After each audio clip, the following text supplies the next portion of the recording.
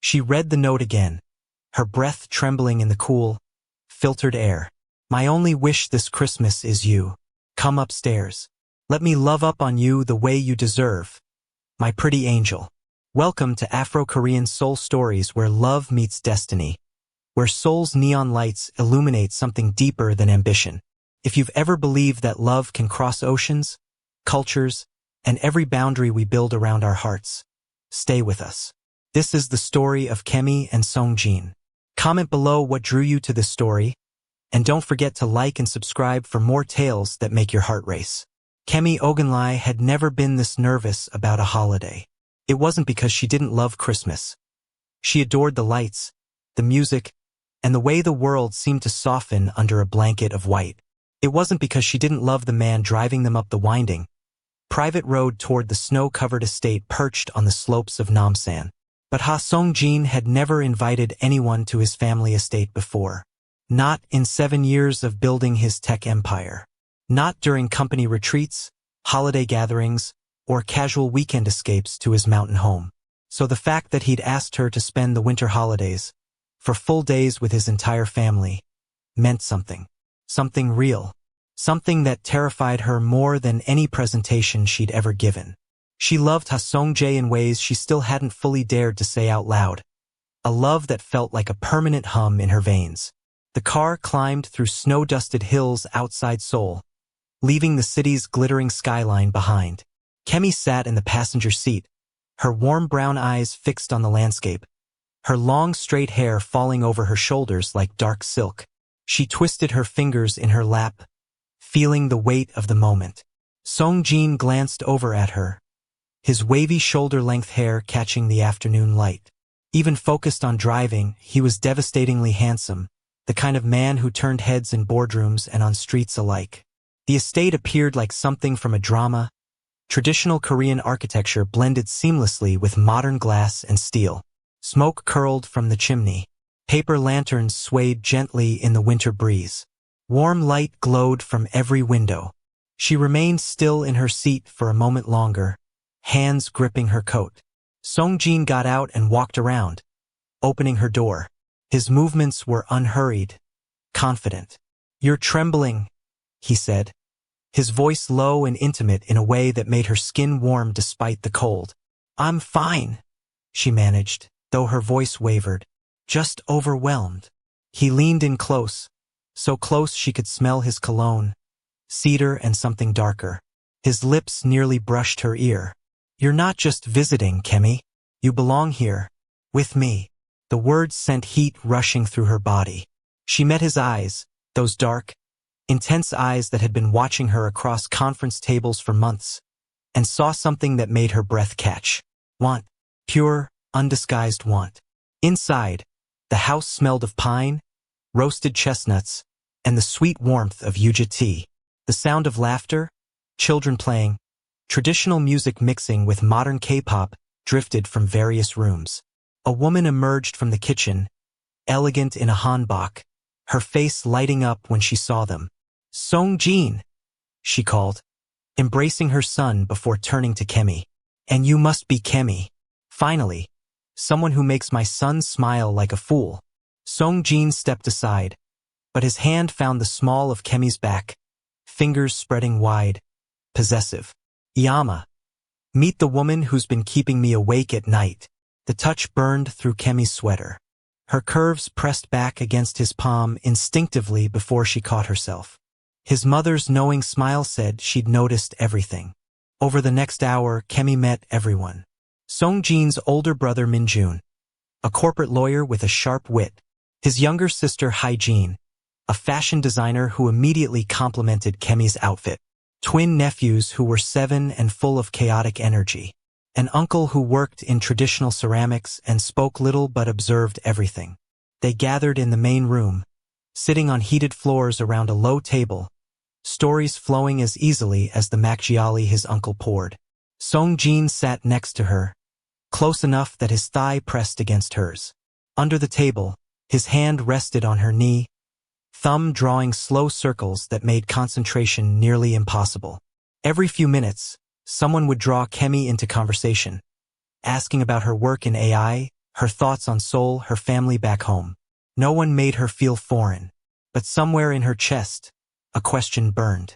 Would she ever truly belong here? That evening, while the twins raced around hanging decorations and his sister prepared ingredients for taekguk, Kemi helped arrange dishes in the kitchen. Seong-Jin appeared behind her as she reached for a high shelf, his body caging hers against the counter. His breath warmed her neck. "Careful," he murmured. His lips so close to her skin she felt them move. "If you fall, I'm catching you, and I won't let go." She turned in the small space between his arms, her curves brushing against his solid chest. "That's dramatic. I'm always dramatic about you." His eyes dropped to her lips, darkened with something hungry. "Haven't you noticed?" Her pulse hammered in her throat. His hands settled on her waist, thumbs stroking the curves there with deliberate slowness. The kitchen felt too hot, too small, too full of this thing building between them. "Everyone's watching," she whispered, though she didn't pull away. "Let them watch." He kissed her cheek, slow and intentional, before stepping back with visible effort. Later, while setting the table with his mother, Kemi found herself humming a song she'd had stuck in her head all week. Seong-Jin's mother looked up, smiling. "You have a beautiful voice, and you make my son happy. That makes you family." Dinner was magnificent. Galbi, japshi, kimchi jjigae, and a dozen other dishes crowded the table. Stories flew, laughter echoed, and Seong-Jin's hand never left Kemi's. Under the table, his fingers traced patterns on her thigh, each touch sending sparks up her spine. He looked at her the way a man looks at something he's claimed, something he intends to keep. But then the gift exchange started, and her name didn't come up. One by one, everyone opened presents. A watch, a scarf, a book, a set of tea. Laughter filled the air. Paper rustled. Ribbons scattered across the floor. But not once did anyone hand her a package. No one said her name. She smiled. She clapped at the jokes. She refilled drinks, but her chest felt tight, her throat tighter. Maybe they'd forgotten. Or maybe they didn't think she'd matter long enough to deserve one. Seong-Jin noticed. His expression darkened briefly before he schooled it into calm. He stood, brushed her hand gently as he passed, and his eyes said, "Trust me." She nodded, swallowing the hurt. But when the last gift was opened and everyone started clearing the table, she slipped out onto the back deck alone. The night was crystalline. Stars scattered across the sky like diamonds on black silk. Her breath misted in small clouds. She wrapped her arms around herself, blinking back tears she hadn't expected. A moment later, she heard the door slide open. Seong-Jin stepped out. No coat, just a black turtleneck that clung to his shoulders and chest. He wrapped a blanket around her, his hands lingering on her shoulders. "I saw your face," he said quietly. "I'm fine," she lied, her voice small. "Kemi." He turned her to face him, his hands framing her face. "I didn't forget you." She looked up at him, confused. He pulled her close, his body warm and solid against hers. "I saved your gift," he murmured against her temple. "Because it's not for the crowd. It's for midnight. It's just for us." Her heart stumbled. His thumb traced her lower lip, slow and deliberate, and the way he looked at her made heat pool low in her belly. "You think I'd let this night end without showing you what you mean to me?" His voice was rough now, edged with something that made her knees weak.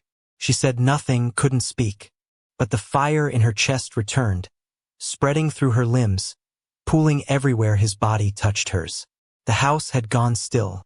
Dishes cleared, fire dimmed to embers, children tucked away in guest rooms with their laughter fading behind closed doors.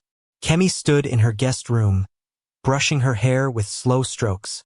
She changed into silk pajama shorts that sat low on her hips and a fitted tank top that hugged her curves. Her fingers still trembled, not from nerves anymore, but from anticipation, from the echo of Seong-Jin's words hours earlier. "It's just for us." A soft slide under the door made her turn. A folded note. Her stomach fluttered as she bent to pick it up, unfolding it with both hands. The handwriting was elegant, unmistakably his. My only wish is you. Come upstairs. Let me show you what you do to me. Beautiful. Her breath caught. Her pulse kicked against her neck. She closed her eyes, held the paper to her chest, and smiled. She didn't rush. She wanted him to wait, to feel what she was feeling. She checked herself in the mirror, ran her hands through her hair, touched her lips. Then she stepped out barefoot into the quiet corridor. Each step felt like a secret. The polished wood cool beneath her feet, soft lighting guiding her upward. She reached his door. It was already open, just a crack. She knocked once, then pushed. The room welcomed her in a way she didn't expect. String lights glowed along the ceiling. Candles flickered on every surface. A vinyl record spun on a turntable in the corner, playing that jazz fusion track she'd mentioned loving once, months ago. Her eyes fell to the dresser. A box of her favorite dark chocolate truffles, the expensive kind from that boutique in Gangnam. Next to it, a framed photo of them at a company event, both laughing, her head thrown back, his eyes on her like she was the only person in the room. And beside it, a card in his handwriting. You've been the only thing I've wanted for 2 years. Now you're here. But she didn't see him at first. He was by the window, his back to her, wearing black pants and a loose white shirt, the fabric thin enough to hint at the muscles beneath. He turned slowly when he heard the door close, and the look on his face stopped her breathing. Heat, hunger, reverence. He crossed the room in 3 strides. Hi, he whispered, cupping her face. His thumb brushing across her full lips, she melted into his palm. His other hand slid down her side, tracing the curve of her waist, her hip, fingers splaying across the small of her back. The touch was electric. You came, he said, his voice rough. You asked, she answered, leaning into his warmth. He kissed her, and it wasn't gentle. It was consuming, his lips moving over hers with purpose, with 2 years of wanting finally unleashed. His tongue swept into her mouth and she gasped, pressing closer. He tasted like whiskey and need. His hands roamed down her back, over the curve of her ass, gripping firmly before sliding back up, taking his time memorizing every inch of her.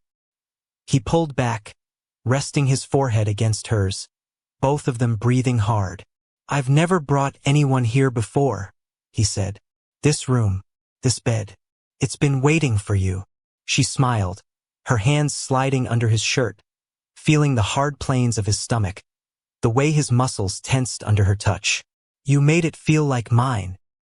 He walked her backward to the bed, his hands never leaving her body. When the back of her knees hit the mattress, he sat, pulling her to stand between his legs. He kissed her hip just above the waistband of her shorts, looked up at her with those dark, molten eyes, and she felt worshipped. His hands roamed her thighs, strong fingers kneading the soft flesh, caressing slowly, deliberately. She ran her fingers through his wavy hair, tugged lightly. His breath hitched, and she felt the sound vibrate through her body. He stood again, towering over her, and traced a line from her shoulder down to her wrist before lacing their fingers together. I have one more gift, he said. She tilted her head. You've already given me everything. He shook his head and reached into the bedside drawer. Inside, a velvet box. He opened it slowly. A delicate platinum bracelet, a tiny diamond charm catching the candlelight.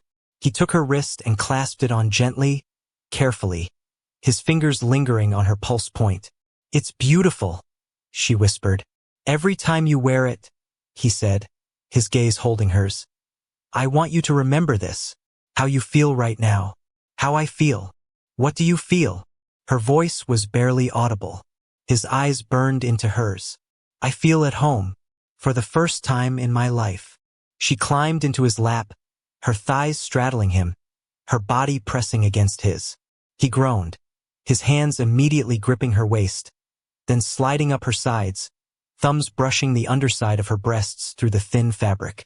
She gasped into his mouth as she kissed him again, deeper this time, rocking against him slightly. The hardness between his legs pressed against her core, and they both shuddered.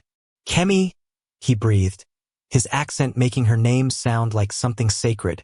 His hands slid under her tank top, palms hot against her bare skin, fingers splaying wide across her back. She arched into him, her curves filling his hands perfectly. He lifted her shirt slowly, his eyes asking permission. She raised her arms and let him pull it over her head. He stared at her, his chest rising and falling rapidly, and for a moment he just looked. Then he kissed down her neck, across her collarbone, lower, his lips and tongue mapping every inch of skin while his hands cupped and caressed. She whispered his name, her fingers tangling in his hair, and he groaned against her skin. "You have no idea what you do to me," he murmured. "How long I've wanted this. You, like this." She bit gently at his shoulder and felt him shudder. He lifted her easily, turning them so she was on her back, and he hovered over her, his weight balanced on his forearms. His wavy hair fell forward, framing his face. He looked almost pained with wanting. "Can I?" he asked, his fingers hooking into her shorts. "Yes," she breathed. "God, yes." The glow from the string lights wrapped around them, flickering gently across their skin. Seong-Jin moved over her slowly, his lips trailing fire down her body. She'd never felt more seen, more desired, more claimed. His hands explored every curve, every dip, learning her body like code he was determined to master. And when he finally settled between her thighs, when his mouth found exactly where she needed him, she had to bite her hand to keep from crying out. He took his time, worshipping her, driving her higher and higher until she was trembling, her fingers gripping his hair, his name a prayer on her lips. When she finally shattered, he kissed his way back up her body and held her through the aftershocks, murmuring in Korean, words she didn't understand but felt in her bones. "My turn," she whispered when she could breathe again. She pushed him onto his back and straddled him properly this time. Nothing between them now. She kissed him deeply, tasting herself on his lips, and felt him groan into her mouth. Slowly, so slowly it was almost torture, she sank down onto him, and they both gasped at the sensation. "Kemi," he groaned, his hands gripping her hips, fingers digging into her soft flesh. "You feel, God, you feel perfect." She began to move, finding a rhythm that made them both breathless. His hands roamed her body, cupping her breasts, thumbs circling, then sliding back down to grip her waist, guiding her movements. She leaned forward, her hands braced on his chest, and he sat up slightly to capture her lips in a deep, claiming kiss. They moved together, bodies synchronizing, heat building between them. No rush, no urgency, just two people finally giving in to something that had been building for years. When he flipped them over, pressing her into the mattress, she wrapped her legs around his waist and pulled him deeper. His forehead pressed to hers, eyes locked as they moved together, and the intimacy of it, the connection, made tears prick at her eyes. "I'm yours," she whispered. "I've been yours, and I'm never letting you go," he promised, his voice breaking slightly. "Never." When they finished, they didn't speak right away. They lay tangled together, skin to skin, hearts racing in sync beneath the sheets. He traced the bracelet on her wrist with his fingertip, then brought her hand to his lips and kissed each knuckle. She looked up at him, half asleep, fully his. "What are you thinking?" He kissed her forehead, then her lips, soft and sweet this time. "I'm thinking I should have brought you here 2 years ago. I'm thinking I'm an idiot for waiting. We're here now," she murmured. "That's what matters." They fell asleep like that, her curves pressed against his solid warmth, his arms wrapped securely around her, holding her like she might disappear if he loosened his grip even slightly. And in the morning, when soft light filtered through the windows, she woke to his lips on her shoulder, his hands already exploring, and she knew this was only the beginning. Kemi woke to warmth.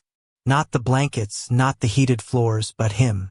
Seong-Jin's body curved around hers from behind, his chest pressed to her back, his breath brushing the nape of her neck. One arm was tucked beneath her pillow, the other wrapped around her waist, hands splayed possessively across her stomach.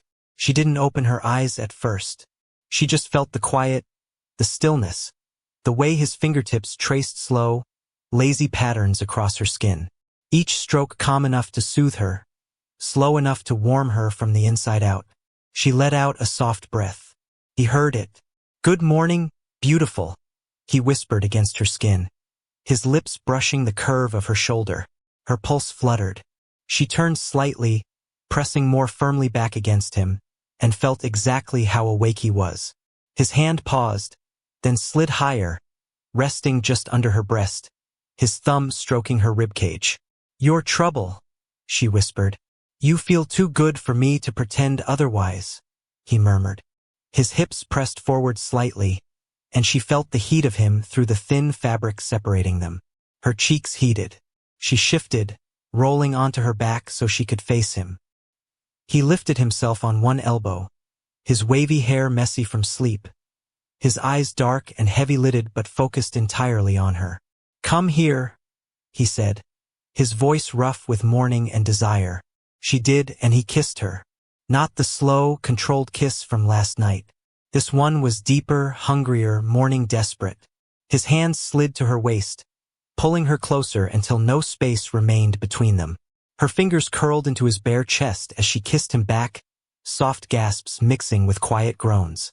"Seong-Jin," she whispered, breath catching as his hand slid lower, tracing the curve of her hip. He kissed along her jaw, down the side of her neck, taking his time. "The family is asleep," he murmured against her skin. "And even if they weren't, I'm not ready to let you go yet." Her body warmed slowly, safely, sweetly. His hand stayed respectful but insistent, never rushing, never pushing, only holding, caressing, claiming. She tangled her legs with his under the blankets, and when his thigh pressed between hers, she couldn't stop the soft sound that escaped her lips. He captured the sound with his mouth, kissing her deeper, his tongue sweeping against hers. His hand slid up her side, cupping her breast, thumbs circling until she arched into his touch. They moved together under the covers, bodies finding that rhythm again, slow and intimate and theirs.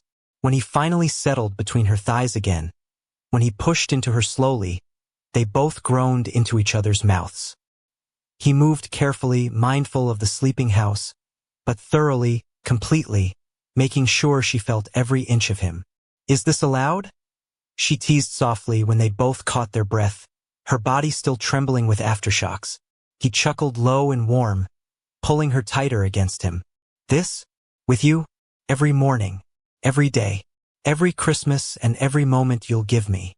She blushed, tracing a finger along his collarbone. "You say that like you've already decided." "I decided the first time you challenged me in that board meeting," he said, kissing her temple. "You looked at me like I was just another man, not a billionaire, not someone to impress, just someone to debate. I was done for." She laughed, nudging him with her forehead. "You were glaring at me." "I was staring," he corrected, lifting her chin to kiss her again. "Like this." The kiss lingered, slow, deep, sweet, safe, until a soft knock came at the door. They froze. Seong-Jin breathed out a quiet laugh. "Samchin," a small voice called. "Are you awake? Halmiani says breakfast is ready." Seong-Jin pulled the blanket higher over Kemi and called back, "I'll be down soon." "Is Kemi Nuna coming too?" the boy asked. "Halmiani said she wants to teach her to make tekguk." Kemi covered her face, mortified and grinning. Seong-Jin kissed her forehead. "Tell Halmiani we'll both be down."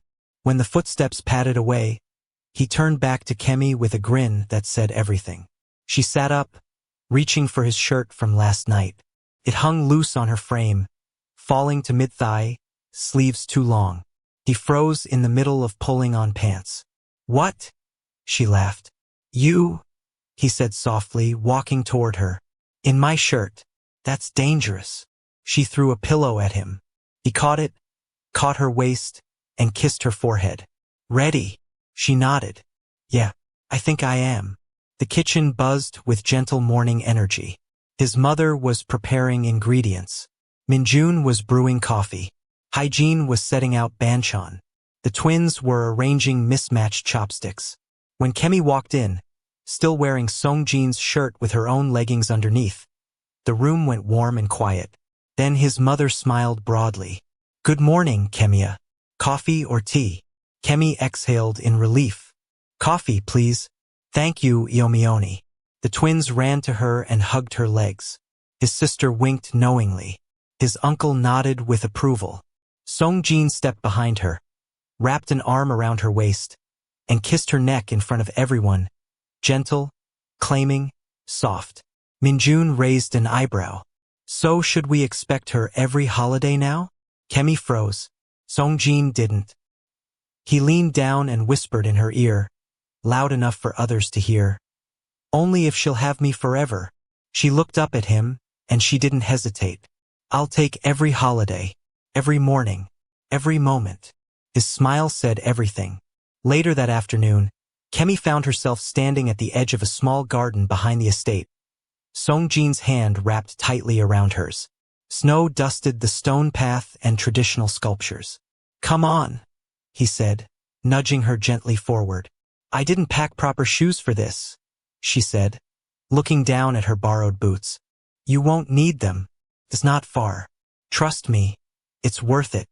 He led her through the garden to a modern glass structure hidden among traditional pine trees. Private studio, she realized. Inside, warmth hit immediately, not just from the heated floors but from the feeling of the space. Minimalist furniture, floor-to-ceiling windows overlooking the mountains, shelves lined with books and vinyl records, soft blankets everywhere. "What is this?" she asked, stepping inside slowly. "My father built this as his thinking space," Seong-Jin said, closing the door behind them. "After he died, it became mine. No one else comes here." She turned to him. "You're sharing a lot with me." He stepped closer, backing her gently against the window. "You make me want to share everything." He kissed her then, deep and thorough, his hands sliding under her coat, under her shirt, finding bare skin. She gasped into his mouth, her hands gripping his shoulders. When he lifted her, she wrapped her legs around his waist instinctively, and he carried her to the low couch, never breaking the kiss. They undressed each other slowly this time, taking their time, exploring without urgency. When he finally pressed into her, they both groaned at the sensation, and she understood why he'd brought her here. This wasn't just physical. This was him giving her every piece of himself, every private corner of his life, every guarded part of his heart. Afterward, she lay on his chest, blanket pulled around them, her hair splayed across his shoulder. He traced the line of her spine with a fingertip back and forth over and over. "Do you know how long I've wanted this?" he whispered. She tilted her chin up. "The studio?" "You," he said, kissing her softly. "Here, in my space, in my life, completely." Her eyes softened. She climbed up to kiss him properly. "You have me, completely." He smiled against her lips. "Good, because I'm not letting go." Later, as they dressed to return to the house, he kissed her shoulder one more time and whispered, "You're not visiting anymore, Kemi. You belong here, with me, with us." She said nothing at first, then took his hand, laced their fingers, and whispered back, "I know." Dinner that evening felt like a celebration, though no one said exactly what for. The table stretched long, candles flickering between bowls of kimchi, plates of samgyeopsal, steaming bowls of jjigae, and banchan in every color. The fireplace crackled in the background, and snow pressed softly against the windows like nature's curtain. Kemi sat between Seong-Jin's mother and sister, laughing at old stories, answering questions about her favorite Korean dishes, her childhood in Lagos, even her first time trying kimchi. She didn't feel like an outsider anymore.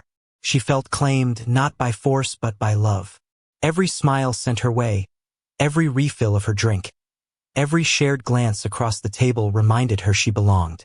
Seong-Jin sat across from her, calm and attentive, his gaze never drifting far. She caught him staring more than once, not distracted, not distant, just watching her with something settled and full in his eyes. But at some point, he disappeared. She didn't notice right away. She was too caught up in a conversation with hygiene, too warmed by the makgeolli in her glass, too wrapped in the laughter. until his sister gently touched her hand. "Kemi," she said softly, her eyes sparkling. "He's waiting for you. Outside." Kemi blinked. Outside. Everyone around the table had quieted, soft smiles on their faces, anticipation in their eyes. Something clicked. She stood slowly, heart fluttering. The sliding doors to the back garden were cracked open. A trail of soft golden lights spilled out into the snow-covered yard. She stepped outside, and the cold barely registered. The scene before her stole the breath from her lungs. String lights wrapped around the trees. Dozens of candles in glass lanterns lined the stone path. And there, under a traditional wooden arch wrapped in pine and white ribbon, surrounded by firelight and winter air, stood Seong-Jin. He wore a dark overcoat over a black turtleneck, his wavy hair pulled back slightly, his hands in his pockets, his gaze locked on her. Behind her, she heard quiet movement. The entire family had followed, standing back respectfully, smiling warmly, watching with excited eyes. His mother, his sister, the twins, Minjun who never stopped teasing. All of them were here because they were part of it. Kemi turned back toward Seong-Jin. Her feet moved on their own. She walked the path slowly, candles flickering at her sides, snow crunching lightly beneath her boots. When she reached him, he took her hands in his, and they were trembling. "Look at me," he said, voice low, steady. She did. "I didn't plan on falling in love when we started working together," he began. "I didn't plan on bringing you here, introducing you to my family, sharing my father's studio, or the parts of me I thought were locked away forever." Her lips parted, breath-catching. "But you made space for all of it. For me, quietly, patiently, without asking for anything but honesty." He reached into his coat pocket and pulled out a small black velvet box. She gasped softly. He dropped to one knee, snow dusting his pants. "I want every holiday with you," he said. "Every morning. Every messy, beautiful, ordinary day. Every moment." He opened the box. The diamonds sparkled like captured starlight against snow. A perfect oval cut in a delicate platinum setting that shimmered with quiet elegance. "Kemi Ogunlai," he said, looking up at her like she was the only light he'd ever need. "Will you marry me?" The garden stayed silent. Even the wind seemed to hold its breath. Her eyes welled with tears. She looked at the ring, at him, at the family holding their breath behind her. Then she dropped to her knees in the snow, wrapped her arms around his neck, and whispered, "Yes, yes, 1,000 times yes."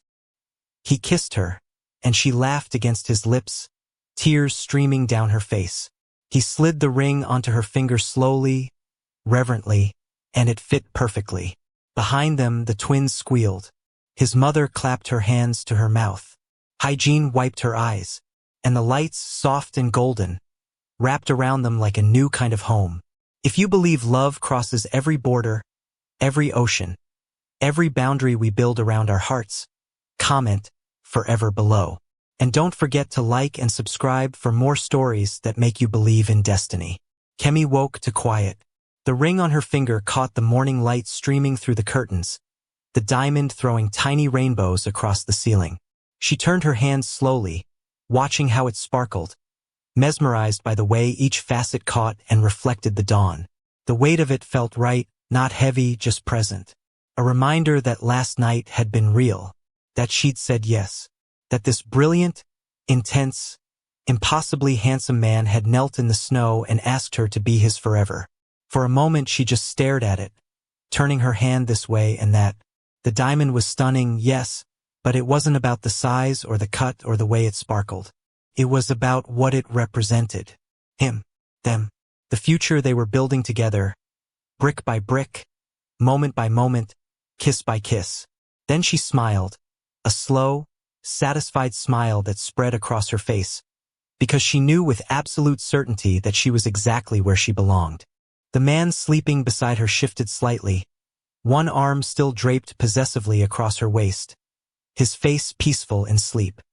His wavy hair fell across his forehead, longer pieces curling slightly at his neck. Even in sleep he was devastating, his features sharp and elegant, his lips slightly parted. She wanted to trace them with her finger, to kiss him awake, to feel his body respond to hers the way it had all night. She turned carefully, not wanting to wake him, but his eyes opened anyway, dark and soft and focused only on her. "Morning," he murmured, tightening his arm around her waist. "Still here." She leaned in, brushed her nose against his. "Still yours." That made him smile, slow and full. He lifted her hand and kissed her ring finger, his lips lingering. "Good, because I'd hunt you down if you tried to leave." She laughed, tucking herself closer. "You'd have to catch me. I'd enjoy the chase." He kissed her again, this time longer, deeper. Her fingers drifted up his chest, tracing the hard planes she'd memorized last night. They didn't say much more. They didn't need to. Their bodies curled together beneath the covers, slow and warm, still tethered to the magic of last night. Later, they dressed slowly. He watched her pull his shirt over her head again and grinned like a man completely undone. "What?" she asked, blushing. "That look," he murmured. "That shirt. That ring. You in my space." She bit back a smile. "You like the view?" "I love the promise." Downstairs, the kitchen came alive with the sounds and smells of a Korean breakfast. Coffee brewing in the modern espresso machine, eggs frying in sesame oil, rice cooker steaming, and small feet running across polished floors. The twins were already arguing about who got to sit next to Kemi Nuna, their voices high and excited. When Kemi walked in, ring glinting on her hand, the room paused. Everyone's eyes went to the diamond, then to her face, then erupted into applause and cheers. His sister Hygiene ran up first, grabbing Kemi's hand to examine the ring up close. "It's perfect," she breathed. "Appa has good taste." Finally, his mother was next, pulling Kemi into a tight embrace that smelled like jasmine and home. The twins squealed and jumped around her, chanting "Kemi Imo, Kemi Imo," even though she wasn't technically their aunt yet. "Your family now," his mother whispered against her hair, her voice thick with emotion. "Not just in his heart. In ours. You understand? You're our daughter now." Kemi's throat tightened, tears threatening to spill over. She'd been so nervous about fitting in, about being accepted, about whether his traditional family would embrace a black woman from Nigeria. But there was no hesitation in their love, no reservation in their welcome. She nodded, unable to speak for a moment. "I know," she finally whispered. "Thank you. Gamsahamnida." Seong-Jin stood back, watching it all, silent and proud. Then he came up behind her, wrapped his arms around her waist, and kissed the top of her head. "I love seeing you here," he said softly. "I love being here," she whispered back. They ate breakfast crowded around the kitchen island, everyone talking at once. The twins wanted to help plan the wedding, suggesting everything from robot servers to a ceremony in a gaming arena. Hygiene offered to design Kemi's dress, already pulling up sketches on her tablet of modern handbox with African print accents. Minjun joked about turning the engagement into a massive New Year's party at one of Seong-Jin's tech campuses. Kemi just listened, sipped her coffee, held Seong-Jin's hand under the counter. It was overwhelming and perfect and hers. After breakfast, while Seong-Jin was pulled away by his uncle to discuss some business matter, his mother touched Kemi's arm gently. "Come, help me with something." They walked to a smaller sitting room, traditional and quiet, with low cushions and a view of the garden. His mother gestured for Kemi to sit, then disappeared into an adjacent room. She returned carrying a wooden box, lacquered and beautiful, clearly old and precious. She sat beside Kemi and opened it carefully. Inside were handbox, silk and delicate, folded with tissue paper. But his mother reached past them to pull out something wrapped in cloth. She unwrapped it slowly, revealing a hairpin, silver and intricate, with small jade stones embedded in the design. "This belonged to Seong-Jin's grandmother," she said softly, holding it up to the light.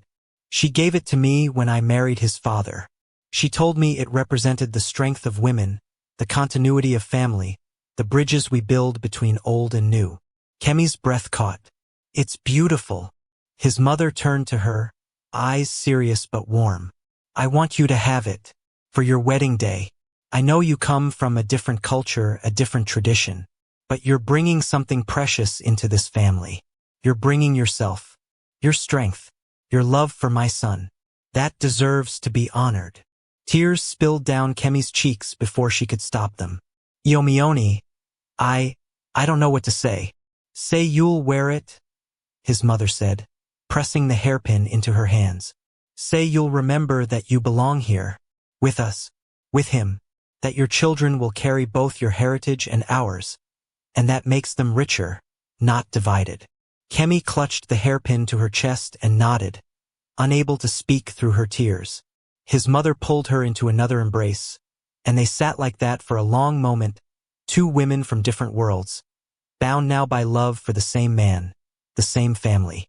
Later, when they stepped outside for air, walking down the snowy path hand in hand, she looked over at him. He'd been quiet since his uncle had pulled him aside earlier, his expression thoughtful. What did your uncle say to you? She asked. He glanced at her, then smiled slightly. He told me I'd made a wise choice, that you had strength in your eyes, that you'd be good for me, keep me grounded when the business tries to consume me. He squeezed her hand. Then he asked when we'd give the family grandchildren to spoil.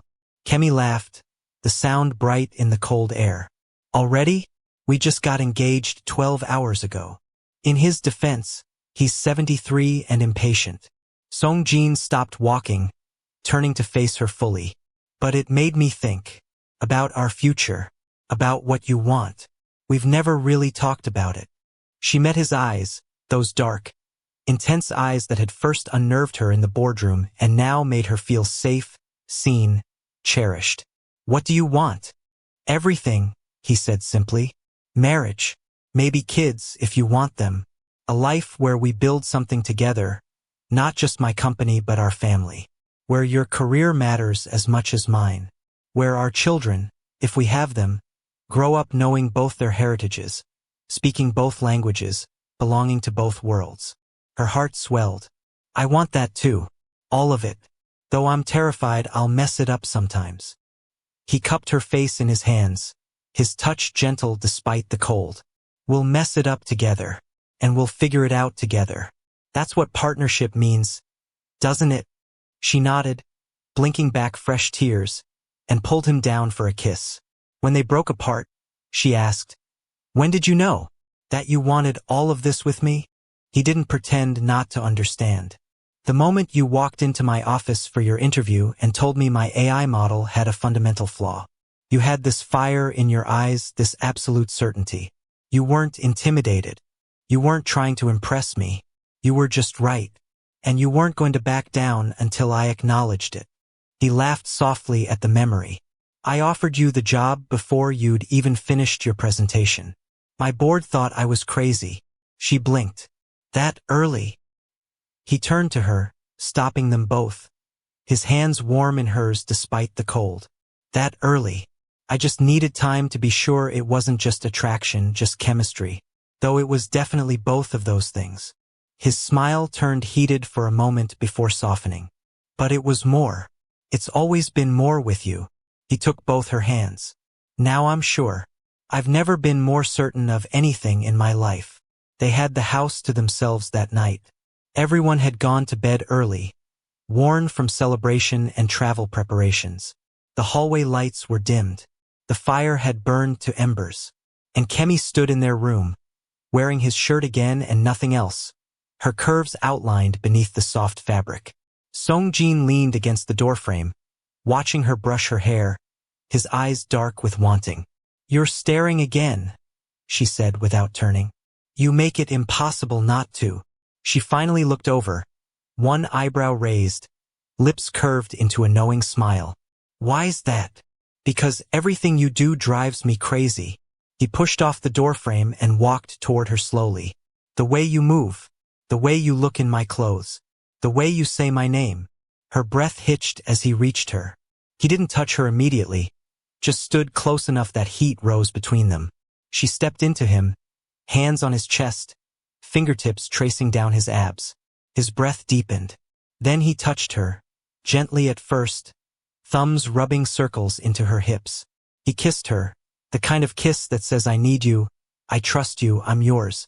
She pulled him closer, and he lifted her easily, carrying her to the bed. They undressed each other slowly, savoring every reveal, every touch. When he finally pressed into her, they both groaned, and he stilled for a moment, forehead against hers. I love you, he whispered. I should have said it sooner.